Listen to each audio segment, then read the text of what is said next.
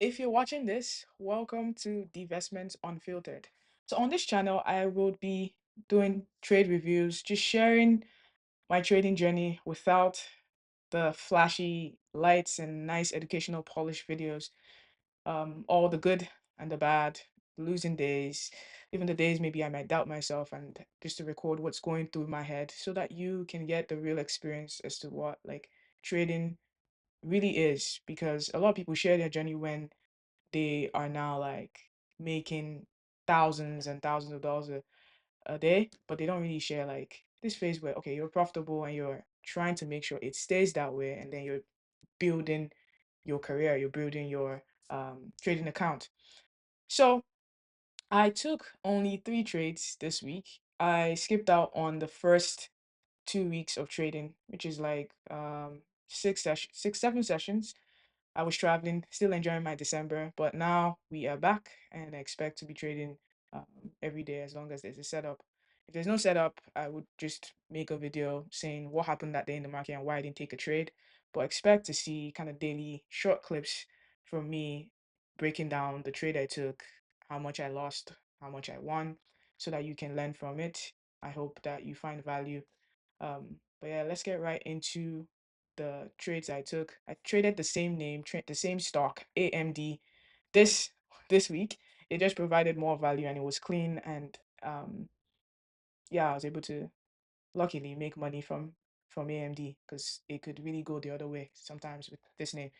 So trade number one was actually on Tuesday, but I just want to give you context on what I was looking at coming into the week on this name, because on Sundays typically I would look at all the names I usually trade and I look at the higher time frame and work myself down to kind of make a game plan, a narrative of what's happening on the chart. Like so far, if you look at the AMD chart, if you zoom out, this is the 1 hour time frame. Okay, this can go away now. This is the 1 hour time frame. If you just look at what's happening, it hasn't really had a strong continuous uptrend. It's been having kind of what I would describe as distribution action, because it's not made a new high since October and has just been popping up, selling, popping up, selling, popping up and selling. And that's sign of distribution. And I feel like in the next month or so, the market will finally pick a direction as to if it's going to just sell off and correct, or if we're going to just keep grinding higher, or it could even stay like this. But AMD last week Friday, it sold off into 203. And when I was building my game plan, I said if we break below last week Friday's low, we can continue into 200 and even 195. But if we break above Friday's highs and start to reclaim levels like Thursday's highs, and then we reclaim last Tuesday, January 6th highs, we could start to see more upside and maybe the sentiment will change. On Monday, on Monday, what happened was that AMD ended up go down to the 1 minute time frame because that's where I'm going to be showing you my entries anyway. So I'll just go back and show you. On Monday, AMD had a strong open, a very strong, pushed higher. And I was watching it to see, okay, are we going to now reclaim Friday's highs? If we do, then I'll be able maybe to take a trade. But when I watched this action, yes, after we reclaimed it, FYI, you might see that my times are a little weird. I am 3 hours behind the New York time, which is EST. So my time zone is showing 6:30, and that's when market opens because I'm on the West Coast. So I'm 3 hours behind. So that's what you will notice. So if I say 8 o'clock, don't be confused. It just means 11 o'clock Eastern time. And I only trade the first 2 hours from eight. Now I'm messing up my brain. I only trade the first 2 hours from 6:30 my time, which is 9:30 Eastern time, to 8 o'clock my time, which is 11 o'clock Eastern time. Okay, now that that's clear and sorted, we can now go back to this trade recap and review. So I didn't really see a nice entry and setup on AMD on that day, so that's why I did not trade it. In fact, I don't think I was even watching it that closely because initially after the first 5 minutes. If you're not within the area where I would take a trade, I don't really pay attention. So I didn't take it. But I noticed AMD ended up having a decent close. Like we held above Friday's highs. We didn't really sell off even when the market started pulling back a bit. So the next day, pre-market, this is pre-market. So when I was making my game plan, I was like, wow, AMD had this strong um gap up. It had news. Now, let me see where I can possibly take a trade. I was thinking maybe we could end up doing something like this, and then we retest here, and then we head higher. Or yeah, we continue, and then I will look for an entry after the first 5 minute had played out. So the second option happened where we pushed higher, and AMD ended up pulling back into this area of interest that I had from the higher time frames. So I looked for an entry, and I entered the trade right here when I saw buyers were stepping in, and I just looked for a 1 to 2 into higher day and this resistance level right here. And I was like, okay, that's my first trade. I've gotten the the fear and the feeling of, oh, I want my first trade to be a clean setup. I don't want to take something that is not great and then I start my year red. It can affect your psychology. So that was also going on in my mind where I'm like, okay, I'm happy I've gotten this one off, and now it's on to the next trade. And on that first trade, as you can see from my screenshot earlier, I made about $114 on this trade. And yeah, the next day, same name, the market was doing its own thing. I think we were selling off that day. I stayed patient. I was like, okay, we want to continue the trend of just waiting and taking decent trades. The This one, I am not really proud of this trade, but because AMD had an extended move already, it was consolidating within the first 30 minutes plus, and eventually at 7 o'clock, we saw buyers step in and push this name higher. Like there was no sellers, no nothing. And I'm sitting there thinking, initially, I wanted to see if we retest this area of interest again from here. It's like, okay, let me see if we'll be able to actually retest this area. And if buyers step up, we can see continuation. AMD did not. It just kept on pushing. And I won't lie, I felt FOMO because as at like 7:25, I had not taken the trade.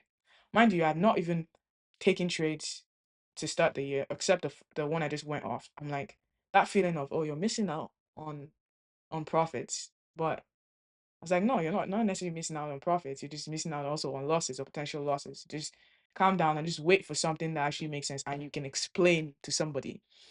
So I waited for this pullback into this level as because that would be the first pullback.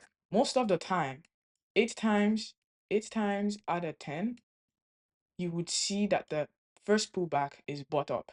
Buyers will buy it and at least give you a push up of, like, if you find a good entry towards the last pivot high, or at least 1:2 from your entry. So where you get confirmation buyers are stepping in. So I then was watching for this pullback. Nicely is set up. I make these videos and I talk about entries a lot because how you enter a trade is very important because you're able to manage your risk and keep your risk small. So I saw that it held this level when it pulled back and closed this red candle above this above this 221.89. Buyer stepped in.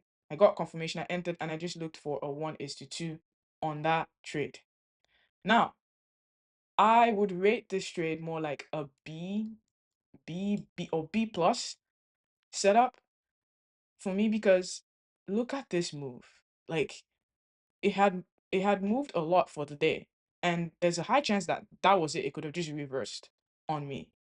So that's why I'm not. When I look at this, I'm like, you know, a little bit of emotion drove this trade to take it. But I'm glad it worked out, and we move on because at the end of the day, like look at that retest that I was hoping for that didn't happen here ended up happening here. But the issue is that I don't trade after 8 o'clock. It's a rule of mine because momentum typically dies after. Yes, it ended up working out here, but that's like a 15% chance that you even see this happen every single day. I like to be on the side of high probability where something happens frequently enough because then that increases your odds. So that's it for this trade. The best one happened on Thursday. Let's go to the next day. Beautiful trade. We saw another gap up. Semiconductor stocks, which AMD is part of the semiconductor stocks, were pushing higher, lots of strength. And I'm like, wow, okay. We are above the previous day's high. We are showing strength in the pre-market. We started to pull back a little bit before the market opened at 6:30. This is 9:30 a.m. for again. But so my game plan was, okay, if we are able to still pull back to the previous day's high level and hold it, it will be a chance to take this trade higher, right? Manage your risk. But if we just open and we just continue pushing higher, then I will use this area of interest that I had on my chart from the higher time frames, which is also in line with the pre-market high right here. So that gave me two strong reasons to wait for an entry there, to wait for the reaction that would happen there. As you can see, again, the bread and butter signal happened. And then I got confirmation that buyers were stepping in because we got this candle above, like above this signal bar. And then I entered the trade. And with this one, I targeted high of day. The reason why was because we had not gotten that extended push yet at market open. So I was like, it would probably push up to high of the day and even get more continuation. Now I took all my profit here and I sat down. I was like, maybe I should have held one more contract because I had three option contracts. I was trading all these trades I took with three option contracts. I had three option contracts on AMD when I was trading, and I took all three off at this point. And I'm like, I should have held one, but that's the reality of trading. We would always continue to say I should have held. But at this point, my scaling, I only have three contracts, so I just take everything off when I hit my first